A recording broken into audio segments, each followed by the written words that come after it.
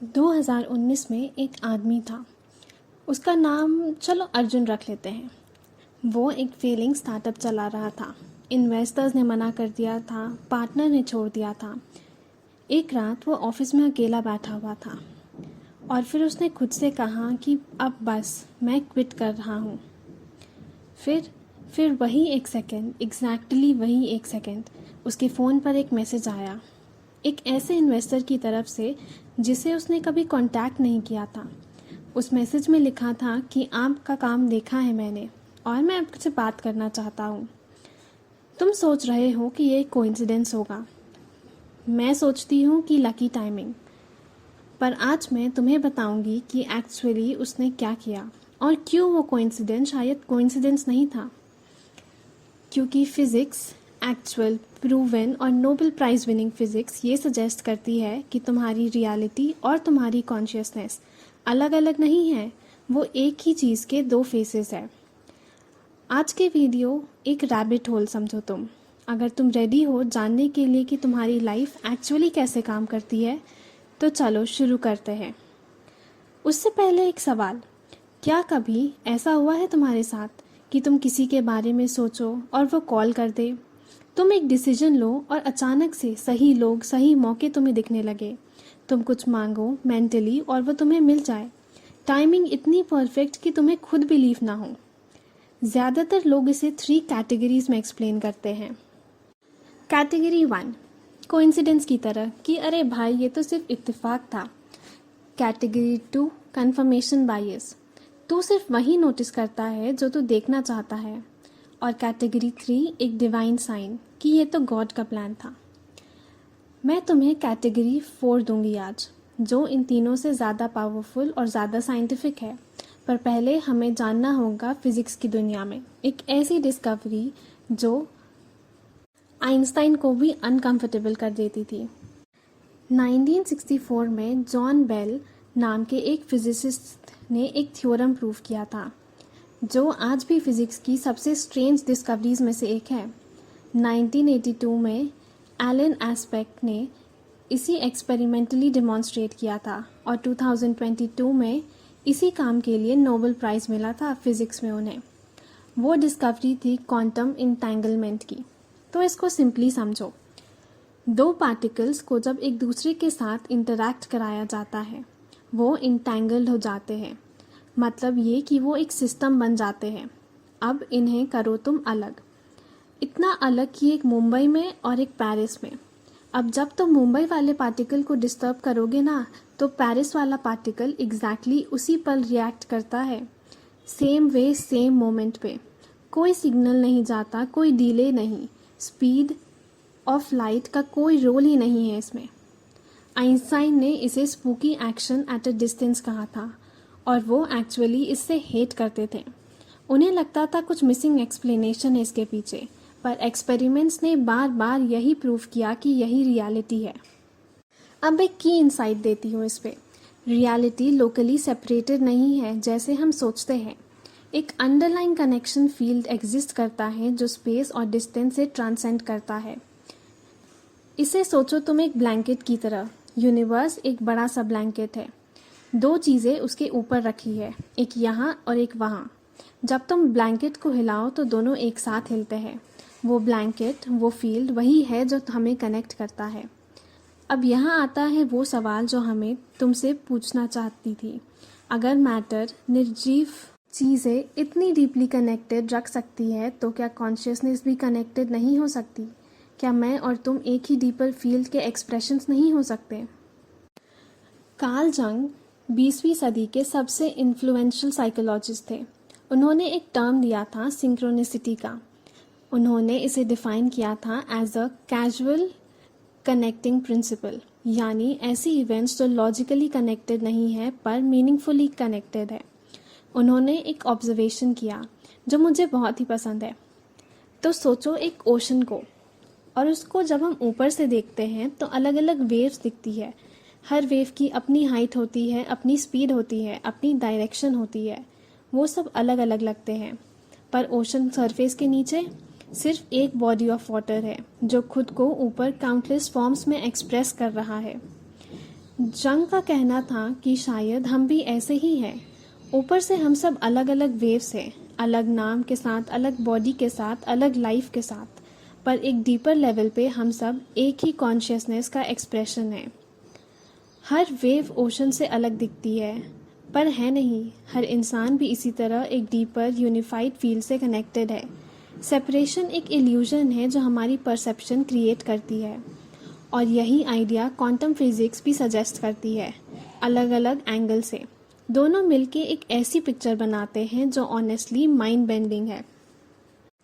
अब आते हैं उस चीज़ पर जो एक्चुअली तुम्हारी लाइफ में डायरेक्टली अप्लाई होती है। मैं इसे कहती हूँ द मिरर मॉडल। हम सब एक ब्रॉडकास्टिंग चैनल की तरह है, और जो हम ब्रॉडकास्ट करते हैं वो है हमारे थॉट्स, हमारे बिलीव्स, हमारे इमोशंस और अल्टीमेटली हमारी आइडेंटिटी। जब सब मिलके एक फ्रीक्वेंसी क्रिएट करते हैं, एक कंटिन्यूअस आउटपुट जो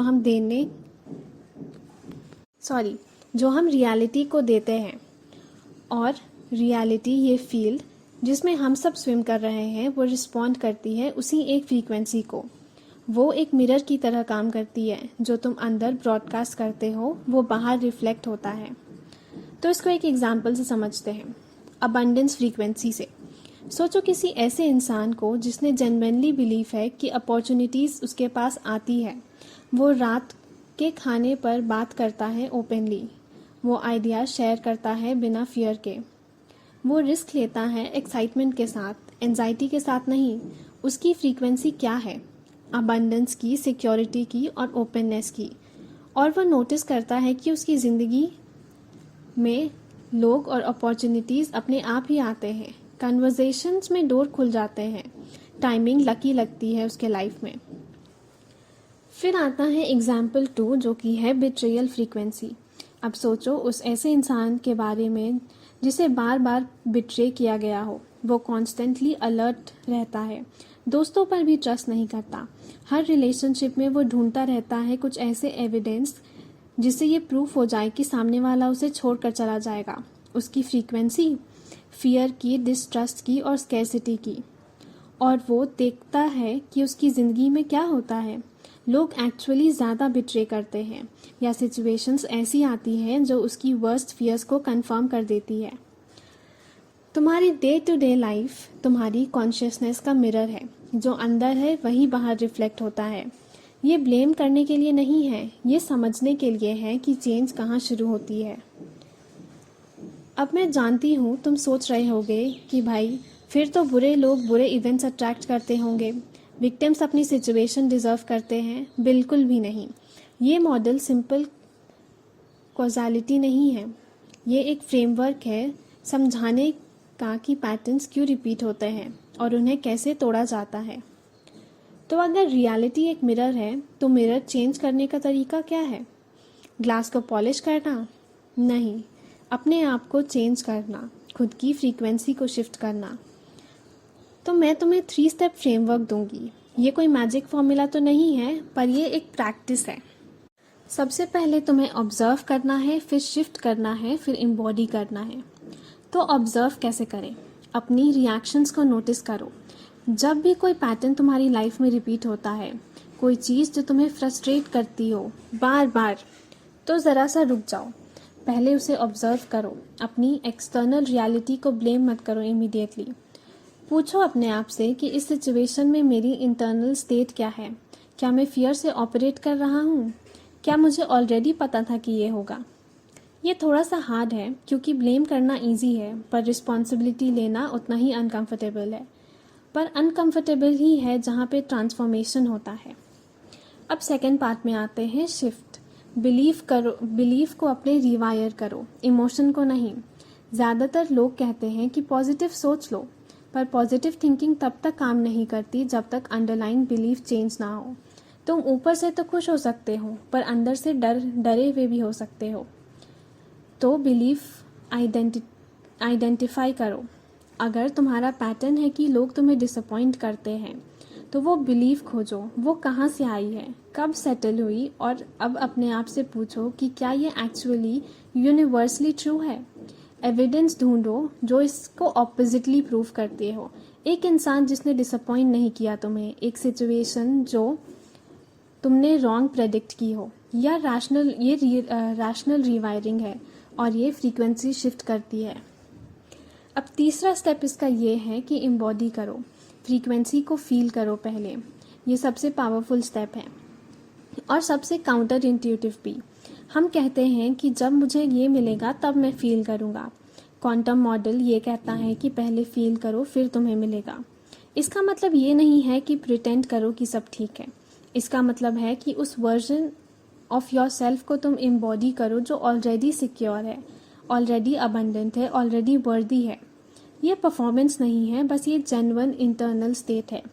एक्टर्स इसे मेथड एक्टिंग कहते हैं। तुम्हारा नर्वस सिस्टम इस रियलिटी को रेफरेंस कहता है। क्वांटम फील्ड वो भी रिस्पॉन्ड करता है तुम्हारी इसी फ्रीक्वेंसी को। अब वापस चलते हैं अर्जुन के पास। वो रात जब उसने डिसाइड किया क्विट करने का, तो एक्चुअली वो रात एक टर्निंग पॉइंट थी। पर टर्निंग पॉइंट इस इन्वेस्टर का मैसेज नहीं था। टर्निंग पॉइंट थी वो डिसीजन सेल्फ, वो इंटरनल शिफ्ट। क्योंकि जब अर्जुन ने क्विट कहा, उसने एक्चुअली पहली बार लेट गो किया उस फियर को कि अगर ये फेल हुआ तो वो इंसान ही फेल हो जाएगा। वो डिसीजन फियर से नहीं थी, वो पीस से थी, एक्सेप्टेंस से थी। और कुछ घंटों बाद वो मैसेज आया। अब मैं नहीं जानती कि एग्जैक्टली क्या हुआ क्वांटम लेवल पे। मुझे नहीं पता कि कॉन्शियसनेस और रियलिटी के इंटेंगलमेंट का एग्जैक्ट मैकेनिज्म क्या है। साइंस की पूरी सर्टेनिटी के साथ नहीं जानती। पर मैं ये जानती हूँ कि जब अर्जुन की इंटरनल फ्रीक्वेंसी शिफ्ट हुई, उसी रात उसकी एक्सटर्नल रियलिटी ने भी रिस्पॉन्ड किया। और ये पैटर्न मैंने देखे हैं सैकड़ों लोगों में, खुद के लाइफ में भी। तो आज हमने क्या सीखा? पहली बात, क्वांटम इंटेंगलमेंट ने प्रूव किया है कि रियलिटी लोकली सेपरेटेड नहीं है, वो एक अंडरलाइन कनेक्टेड फील्ड है जो एग्जिस्ट करता है। दूसरी बात, कार्ल जंग की सिंक्रोनिसिटी और वेव ओशन एनालॉजी बताती है कि सेपरेशन एक इल्यूजन हो सकती है, हम डीप डाउन एक ही सिस्टम का हिस्सा है। तीसरी बात, तुम्हारी कॉन्शियसनेस एक ब्रॉडकास्ट चैनल है। तुम्हारी थॉट्स, बिलीफ और इमोशन सब मिलके एक फ्रीक्वेंसी बनाते हैं, और रियलिटी वो मिरर है जो उस फ्रीक्वेंसी को रिफ्लेक्ट करता है। और चौथी बात, तुम ये चेंज कर सकते हो, तो ऑब्जर्व करो, शिफ्ट करो और एम्बॉडी करो। अब एक लास्ट चीज़, आज रात एक काम करो, एक पेपर लो और लिखो वो पैटर्न क्या है जो मेरी ज़िंदगी में बार बार रिपीट होता है। फिर लिखो कि इस पैटर्न के पीछे मेरा क्या बिलीफ है अपने आप के बारे में। बस यही 2 सवाल, जवाब आने देना धीरे धीरे। तो अगर ये वीडियो ने कुछ टच किया हो तो इसको शेयर करो एक ऐसे इंसान के साथ जिसको शायद ये सुनना ज़रूरी हो। और कमेंट में बताओ वो एक रिपीटिंग पैटर्न क्या है जो तुम तोड़ना चाहते हो। मैं पर्सनली पढ़ती हूँ उसे। अगली बार हम बात करेंगे न्यूरोप्लास्टिसिटी और आइडेंटिटी चेंज के बारे में, क्योंकि फ्रीक्वेंसी शिफ्ट करना एक बात है, नया आइडेंटिटी एम्बॉडी करना अलग ही लेवल की गेम है। तो सब्सक्राइब करो क्योंकि वीडियो मिस मत करना। तब तक के लिए ऑब्जर्व करो, शिफ्ट करो और याद रखो कि तुम्हारी रियलिटी हमारा मिरर है और मिरर्स चेंज होते हैं जब तुम चेंज होते हो।